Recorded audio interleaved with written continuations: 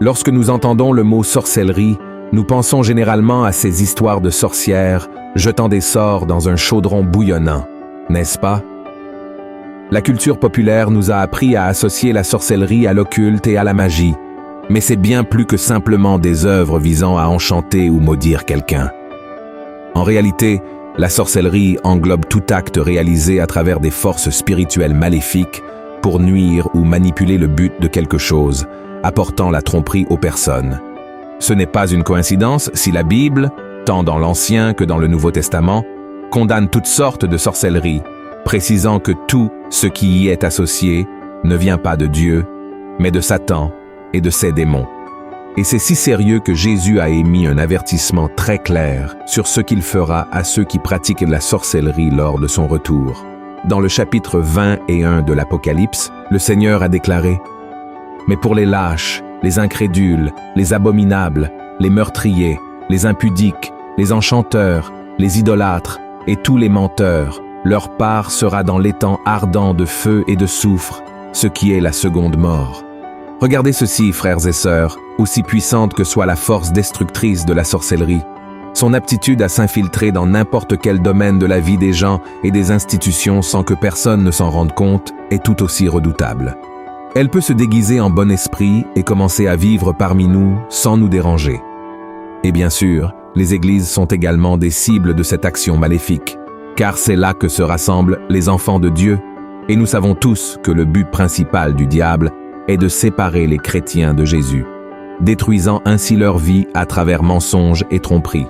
C'est pourquoi, dans cette vidéo, je vais vous révéler 7 signes indiquant qu'une église est sous l'attaque de la sorcellerie. Et à la fin, je vous montrerai également si vous n'êtes pas également la cible de ce piège diabolique et destructeur. Mais avant de commencer, je vous demande de vous abonner à ma chaîne. Il vous suffit de cliquer sur le bouton d'abonnement sous la vidéo, puis d'activer la cloche de notification afin de recevoir des notifications sur votre téléphone pour les prochaines vidéos que je publierai. D'accord? Alors commençons. Premier signe, leadership manipulateur. Si le leadership de l'Église devient manipulateur et contrôlant, c'est un signe inquiétant que la sorcellerie est à l'œuvre. Par exemple, si vous fréquentez une église et que le dirigeant commence à vous menacer en disant que si vous partez, vous serez sous une malédiction, vous pouvez être sûr que quelque chose ne va pas. Cela ne peut pas être le Saint-Esprit parlant à travers ce leader, car l'Église du Seigneur n'est pas un bâtiment. C'est l'union du corps du Christ. Donc, si votre pasteur ou leader vous maudit pour partir, ou simplement visiter une autre église, c'est de la sorcellerie, car l'un de ces signes est le contrôle, ce qui est très différent de ce que Jésus a enseigné à ses disciples. Regardez ce que dit la Bible. Frères, vous avez été appelés à la liberté. Seulement ne faites pas de cette liberté un prétexte de vivre selon la chair, mais rendez-vous, par la charité, serviteurs les uns des autres. Nous ne sommes pas nés pour être asservis par qui que ce soit, encore moins par quelqu'un prétendant être un serviteur et porte-parole de Dieu pour son peuple. Et ce n'est pas tout. Si la direction affirme avoir le pouvoir de sauver et d'accomplir des miracles, sachez que c'est aussi de la sorcellerie. Combien d'églises avons-nous vues vendant des guérisons et des bénédictions, n'est-ce pas? Ces hommes et femmes profitent de la gentillesse et de l'ignorance des gens pour tromper ceux qui traversent des épreuves et ont besoin d'aide. Donc, si vous avez été témoin de quelque chose comme cela, soyez vigilants et cherchez une autre église, car personne n'a le pouvoir de faire quelque chose pour vous, seulement le Seigneur, et il ne demandera rien en retour, sauf votre louange et votre adoration. D'accord? Le deuxième signe de la sorcellerie est la présence de faux prophètes. Un faux prophète est quelqu'un qui agit ou parle au nom de Dieu, mais rien ne se produit parce que ce n'était pas réellement Dieu qui a envoyé le message. L'aspect le plus délicat d'un faux prophète est qu'il est souvent très convaincant et charismatique. Au sein des églises, les faux prophètes apportent des enseignements déformés, promettant des miracles et le salut en échange d'avantages personnels, sans prêcher sur la nécessité de la repentance et de la sainteté. Ces leaders se placent souvent au-dessus de la critique, rejetant toute critique ou question, car ils se considèrent comme des autorités spirituelles. Soyez très attentifs à ces leaders, car Jésus lui-même a dit que les faux prophètes viennent à nous déguiser en brebis, mais sont intérieurement des loups voraces, et nous les reconnaîtrons à leurs fruits. Il est important de noter que le simple fait que quelqu'un révèle quelque chose qui se passe dans votre vie ne signifie pas que cette personne a été envoyée par Dieu.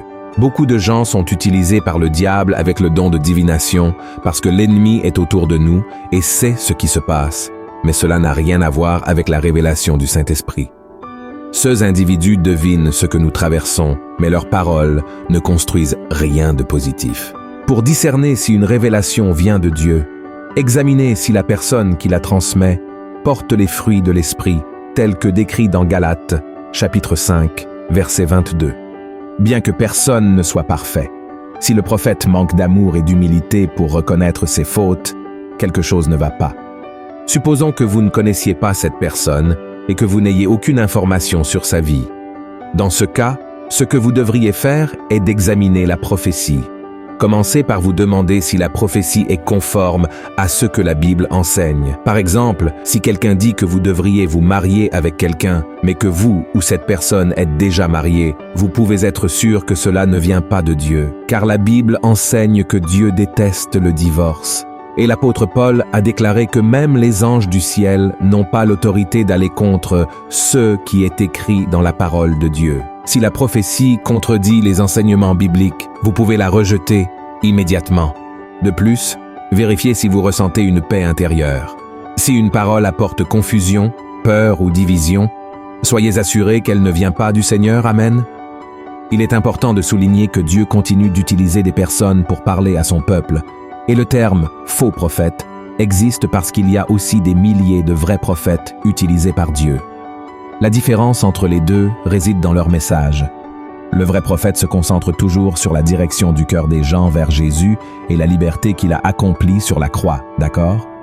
Le troisième signe, division et médisance.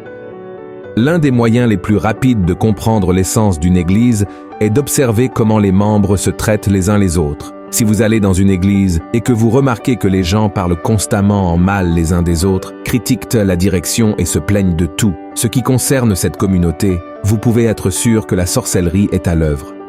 Cela devient encore plus inquiétant si les dirigeants y participent également. Si au moins ils dirigèrent l'église avec unité et amour, aidant les membres à surmonter le péché de la médisance, nous pourrions dire que la main de Dieu était sur cet endroit. Cependant, lorsque la direction elle-même crée la division, cela signifie que l'Église a un problème bien plus grave qu'il n'y paraît.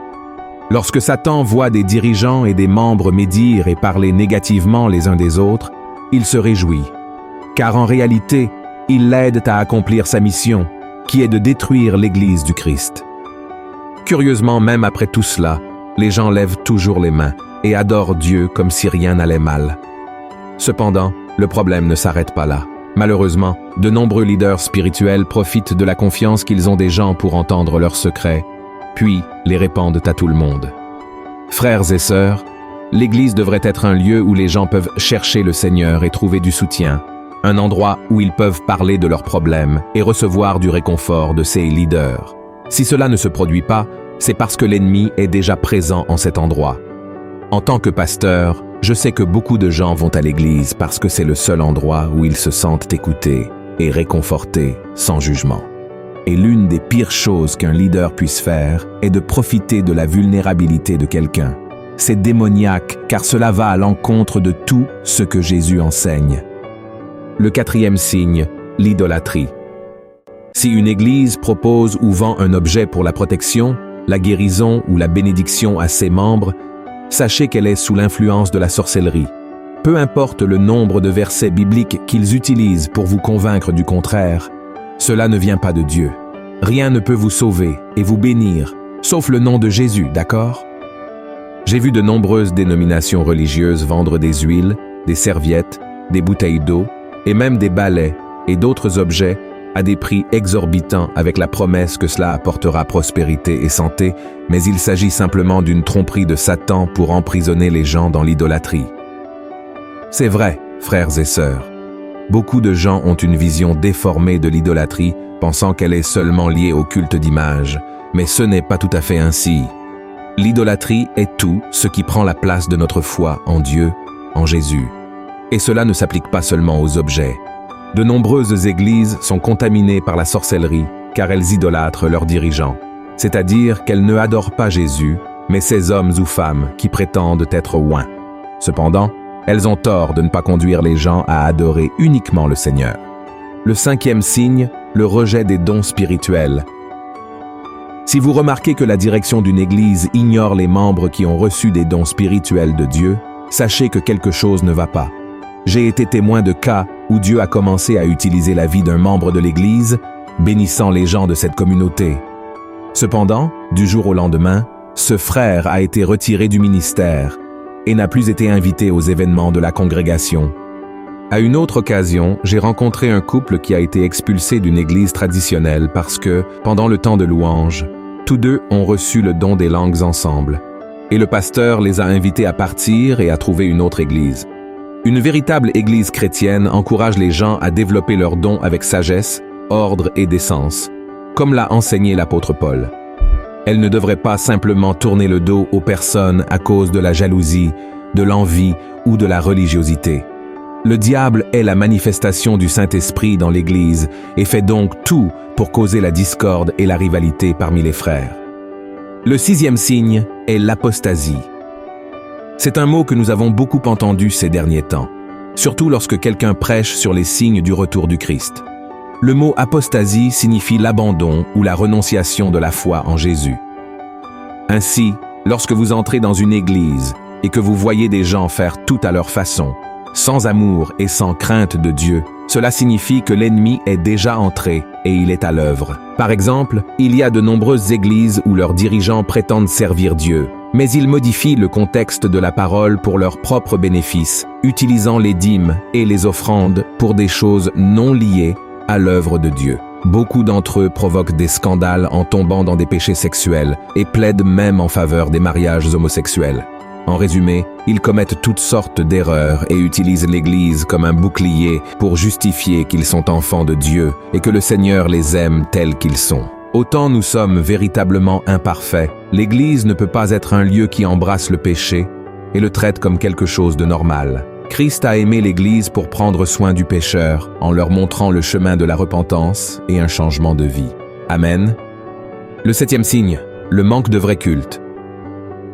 Cela est également lié à l'apostasie dont nous venons de parler, mais je voulais séparer ce point dans un sujet exclusif, car de nombreuses églises de nos jours transforment le culte en simplement une performance, un spectacle plein de lumière, de son, d'émotionnalisme, mais dépourvu d'authenticité et de sincérité. C'est le résultat de la sorcellerie, contrairement à ceux que Jésus lui-même a déclaré dans le chapitre 4 de Jean, que seuls ceux qui adorent le Père en esprit et en vérité sont de vrais adorateurs. Je ne sais pas pour vous, mais j'ai vu de nombreuses églises où les membres et les ministres de louange jouent avec le culte, mélangeant l'adoration avec des chansons séculaires, sans se préoccuper de savoir si cela compromet la sainteté de Dieu. Lorsque vous venez dans une telle église, vous remarquez un environnement animé, mais dépourvu de vraie paix, parce que le Saint-Esprit n'est plus là. Par conséquent, il devient très courant de voir des gens distraits, agités et utilisant leur téléphone pendant le temps de culte. Cela s'applique également aux prédications où les prédicateurs s'habillent de manière serrée, portent des vêtements sensuels, ressemblant à des artistes du monde. Je ne dis pas qu'une personne ne peut pas être élégante, mais l'accent est trop mis sur l'apparence physique, cherchant l'attention pour soi-même. Avant de conclure, je veux ouvrir vos yeux sur quelque chose qui peut vous rendre cible de ce piège diabolique appelé sorcellerie. Dans l'Ancien Testament, la Bible montre que le roi Saül a perdu l'onction que Dieu avait versée sur lui en se livrant à des pratiques occultes. Voyez ce que le prophète Samuel lui a dit. « Car la désobéissance est aussi coupable que la divination, et la résistance ne l'est pas moins que l'idolâtrie et les théraphim. Puisque tu as rejeté la parole de l'Éternel, il te rejette aussi comme roi. Regardez ceci, frères et sœurs, la rébellion consiste à pécher délibérément contre Dieu, avec l'intention de désobéir, en choisissant le péché, en sachant que c'est mal, et en ne se repentant pas du tout. Alors la question est, y a-t-il un domaine de votre vie dominé par ce type de sorcellerie?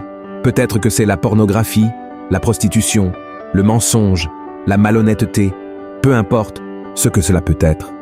Dieu vous dit d'abandonner ces pratiques aujourd'hui afin de ne pas récolter les amères conséquences du péché. Amen. Je vous demande maintenant de partager cette vidéo avec autant de personnes que possible. Propageons le message de la parole du Seigneur, d'accord? Que Dieu vous bénisse. Je vous verrai dans la prochaine vidéo. Une grande étreinte.